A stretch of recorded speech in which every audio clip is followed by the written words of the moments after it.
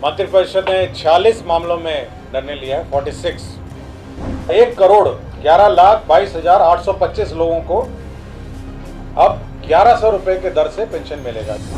7 निश्चय के अंतर्गत राजकीय पॉलिटेक्निक सहरसा में भी हॉस्टल और एडमिनिस्ट्रेटिव भवनों का निर्माण का निर्णय लिया गया। 8,053 सभी पंचायतों में विवाह मंडप की स्थापना की जाएगी। जीविका दीदी की रसोई संचालित है, उसके माध्यम से 20 रुपये प्रति थाली, सस्ती थाली प्रत्येक सभी महाविद्यालय एवं अस्पतालों में आरंभ की जाएगी। जीविका दीदी की रसोई धीरे धीरे कई जगहों पर खुल रही है। यहाँ 40 रुपए में खाना खिलाया जाता है। मंत्रिमंडल ने एक समझदारी भरा निर्णय लिया है कि खाने की कीमत अभी के मुकाबले आधी रखी जाएगी। मंत्रिमंडल ने इस संदर्भ में सरकारी सहयोग से निर्णय लिए हैं। मंत्रिमंडल ने निर्णय लिया कि बहुत व्यापक स्तर पर रसोई खोली जाएगी और यहाँ 20 रुपए में खाना दिया जाएगा। मंगलवार को बिहार मंत्रिमंडल ने 42 निर्णय लिए। मंडल ने गैर जरूरी और सरकारी पैसों को बर्बाद करने वाला निर्णय भी लिया है। सरकार के खर्चे से हर पंचायत में विवाह मंडपम बनाया जाएगा। इसका सही फायदा समाज के विभिन्न तबके के लोगों को मिले ना मिले, परंतु सरकारी पैसा साइफन होगा। पटना शहर के लिए एक महत्वपूर्ण निर्णय हुआ है कि 260 करोड़ रुपए सैदपुर नाला के विकास के लिए आवंटित किए गए हैं। देखिए पूरा विवरण और सुनिए सरकार के प्रवक्ता की प्रेस ब्रीफिंग। मंत्रिपरिषद ने 46 मामलों में निर्णय लिया है। 46 जो सबसे महत्वपूर्ण निर्णय है वह है कि राज्य में जो सामाजिक सुरक्षा पेंशन है उसमें बढ़ोतरी करते हुए सभी कैटेगरी में 1,100 रुपये प्रति माह पेंशन जून माह से देने का निर्णय लिया है। सभी कैटेगरी में जो भी कैटेगरीज हैं सभी में परिवर्तित करते हुए, कुछ में 400 है, कुछ में 500 था, सभी को परिवर्तित करते हुए 1,100 करने का निर्णय लिया है। कुल मिला के 1,11,22,825 लोगों को अब 1,100 रुपये के दर से पेंशन मिलेगा। ये सबसे महत्वपूर्ण ये एजेंडा था, ये मंत्रिपरिषद ने जो निर्णय लिया है। इसमें राज्य सरकार को 9,202 करोड़ का अतिरिक्त व्यय दिया जाएगा।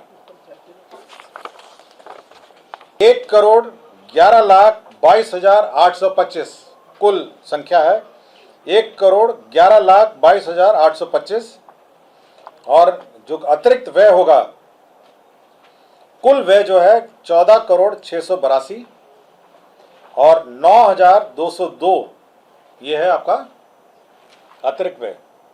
पंचायती राज संस्था ग्राम कचहरी के निर्वाचित प्रतिनिधियों को निर्वाचित घोषणा होने के तिथि के पद पर बने रहने तक दौरान हुई मृत्यु की स्थिति में देय अनुग्रह राशि 5 लाख रुपए कर दी गई है। जो भी वह पद में बने रहेंगे, यदि उनकी पद में के दौरान मृत्यु होती है तो 5 लाख रुपए अनुदान दिए जाएंगे। त्रिसदीय पंचायत राज संस्था में ग्राम कचहरी के जनप्रतिनिधियों को पूर्व देय नियत मासिक भत्ता को दिनांक 1/7/2025 के प्रवाह से वृद्धि किए जाने एवं उसके इस निमित्त कुल 5,48,40,12,800 रुपये दिए जाने का प्रावधान है। इसमें इंक्रीज किया गया है विभिन्न कैटेगरीज का। जैसे जिला परिषद को आपको 12,000 रुपये पहले मिलते थे, अध्यक्ष को मिलते थे 12,000, अब 18,000 रुपये मिलेंगे। जिला परिषद उपाध्यक्ष को पहले 10,000 था, अभी बढ़ के 15,000 हो गया है। पंचायत समिति प्रमुख को 10,000 मिलता था, अब ये 15,000 हो गया है। पंचायत समिति उप प्रमुख को 5,000 मिलता था, अब ये 7,500 हो गया है। ग्राम पंचायत मुखिया जी को 5,000 मिलते थे, अब 7,500 हो गया है। ग्राम पंचायत उप मुखिया इनको 2,500 मिलता था, अब 3,750 मिल जाएगा। ग्राम कचहरी सरपंच इनको 5,000 मिलता था, अब 7,500 मिलेगा। ग्राम कचहरी उप सरपंच हैं, इसको 2,500 मिलता था, इनको अब 3,750 मिलेगा। जिला परिषद सदस्य हैं 2,500 हैं, अब 3,750 मिलेगा। पंचायत समिति सदस्य 1,000 मिलता था, अब 1,500 मिलेगा। ग्राम पंचायत सदस्य 800 था, 1200 मिलेगा। ग्राम कचहरी सदस्य पंच 800 था, 1200 मिलेगा। तो मैंने सभी का रेट सुना दिया आपको।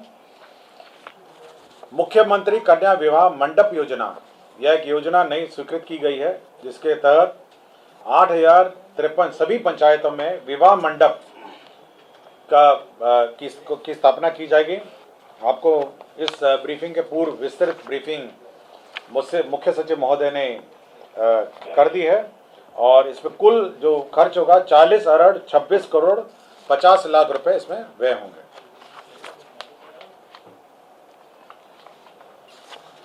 परिवहन विभाग ने बहुत महत्वपूर्ण नए बस क्रय के संबंध में निर्णय लिए गए।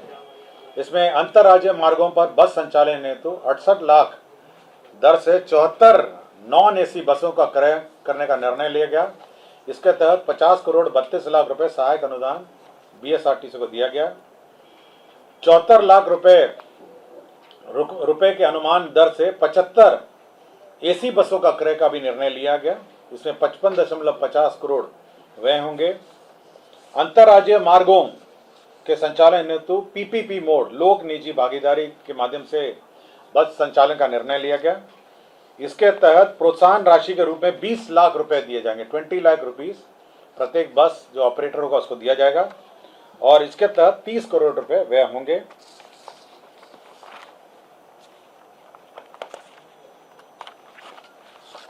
स्वास्थ्य विभाग ने एक महत्वपूर्ण निर्णय लिया है कि जो अब जितने भी महाविद्यालय एवं अस्पताल हैं, वहाँ जो ओपीडी मरीज हैं, बाह्य रोग और उनके परिजन और परिचर को जीविका द्वारा जो संचालित जीविका दीदी की रसोई संचालित है, उसके माध्यम से 20 रुपये प्रति थाली, सस्ती थाली प्रत्येक सभी महाविद्यालय एवं अस्पतालों में आरंभ की जाएगी, ताकि जो परिजन हैं और उनके जो रोगी हैं, ओपीडी जो रोगी हैं, वह सस्ती थाली 20 रुपये के भुगतान पर प्राप्त कर सकेंगे।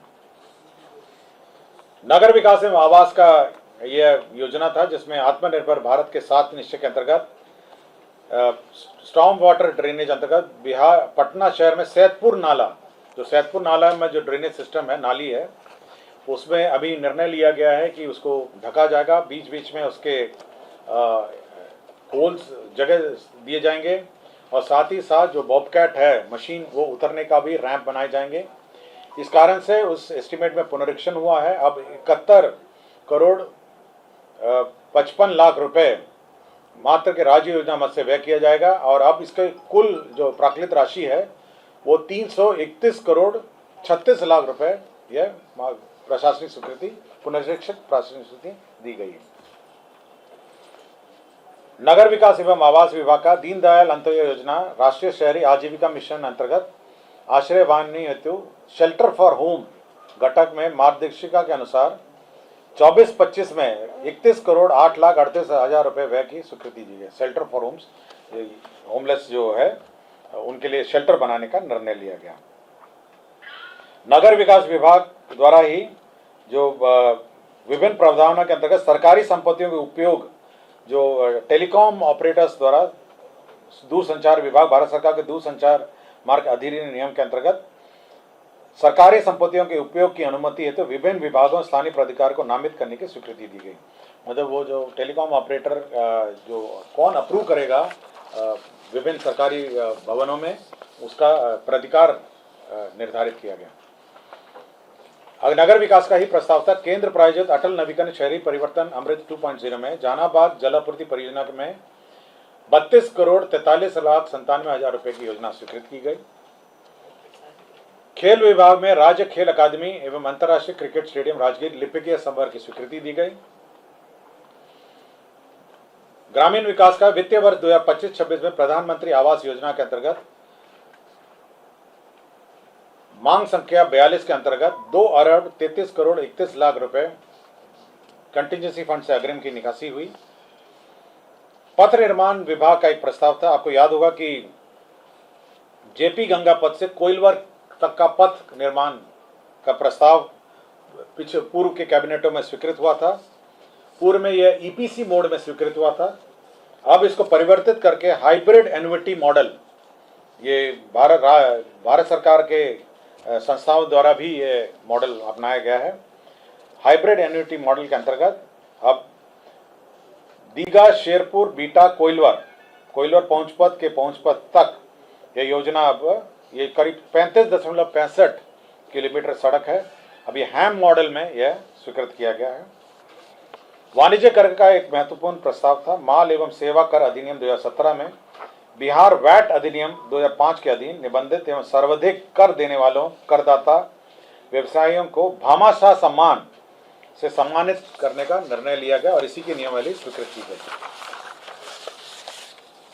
विधि विभाग के अंतर्गत कैमूर न्याय मंडल अंतर्गत मोहनिया अनुमंडल में अनुमंडलीय व्यवहारणालय निर्माण की स्वीकृति दी गई।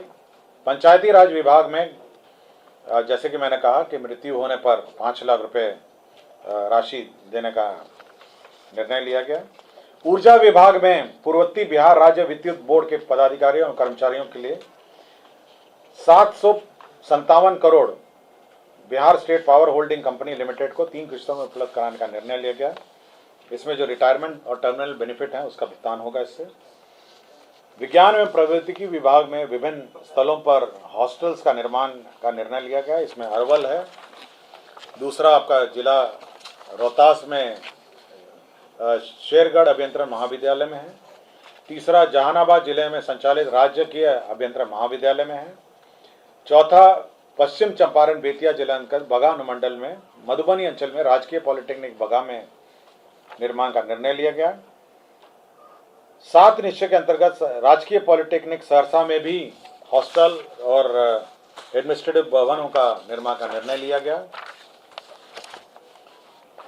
MIT मुजफ्फरपुर में भी अतिरिक्त hostel, boys and girls hostel का निर्माण का निर्णय लिया गया। विज्ञान प्रौद्योगिकी विभाग द्वारा ही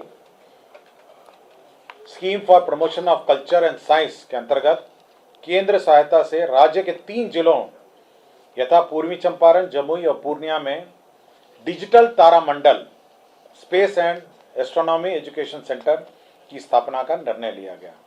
3 जगह हैं, पूर्वी चंपारण, जमुई और पूर्णिया, जहां पर तारामंडल और डिजिटल तारामंडल और space and astronomy education centre का निर्माण का निर्णय लिया गया।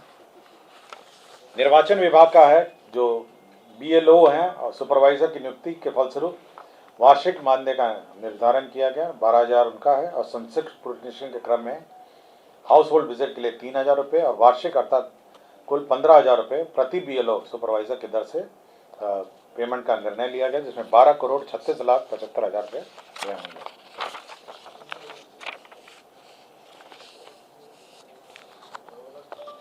मनरेगा ग्रामीण विकास विभाग का मनरेगा राष्ट्रीय ग्रामीण रोजगार गारंटी योजना में आपको याद होगा कि जो जनप्रतिनिधि त्रिसदीय पंचायतों का बैठक हुआ था, तो उन सभी ने अपना जो एडमिनिस्ट्रेटिव अप्रूवल का लिमिट है उसमें संशोधन करने को कहा। इसी के तहत जो लिमिट है, एडमिनिस्ट्रेटिव अप्रूवल का लिमिट है, उसमें संशोधन करते हुए जो ग्राम पंचायत है अब वो 10 लाख रुपए तक का प्रशासनिक स्वीकृति दे सकेगा। 10 लाख, पहले ये 5 लाख था, अब ग्राम पंचायत 10 लाख तक प्रशासनिक स्वीकृति दे सकेगा।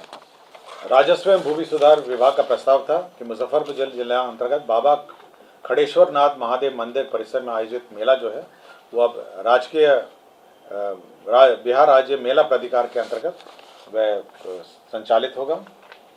मुख्यमंत्री ग्राम सड़क उन्नयन योजना के तहत ग्रामीण सड़क सुदृढ़ीकरण एवं प्रबंधन कार्यक्रम के सामान्य एवं अनुसूचित जाति घटक के लिए अधीन राज्य के सभी 38 जिलों अंतर्गत 4,079 पथों लंबाई 6,484 किलोमीटर के पुनर्निर्माण, उन्नयन, नवीकरण, संचालन, प्रबंधन कार्य की स्वीकृति दी गई, जिसके अंतर्गत 5,627 करोड़ 8,67,300 रुपये प्रशासनिक स्वीकृति दी गई। जल संसाधन विभाग के अंतर्गत एक महत्वपूर्ण योजना स्वीकृत किया गया, कोसी मेची अंतर राज्य लिंक परियोजना कार्य, जिसकी प्राकृत राशि 6282 करोड़ 32 लाख रुपए 6,282 करोड़ की योजना की प्रशासनिक स्वीकृति दी गई। और राजस्व भूमि सुधार के कुछ लैंड ट्रांसफ़र के मामले थे।